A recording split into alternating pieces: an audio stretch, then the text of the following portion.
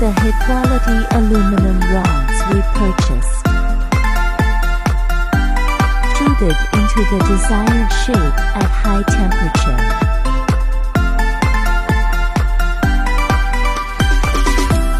After aging, surface treatment is carried out, sandblasting, oxidation, or anodizing, electrophoresis, coloring. After completion, they are well packaged, loaded into vehicles, and delivered. Applications of aluminum profiles include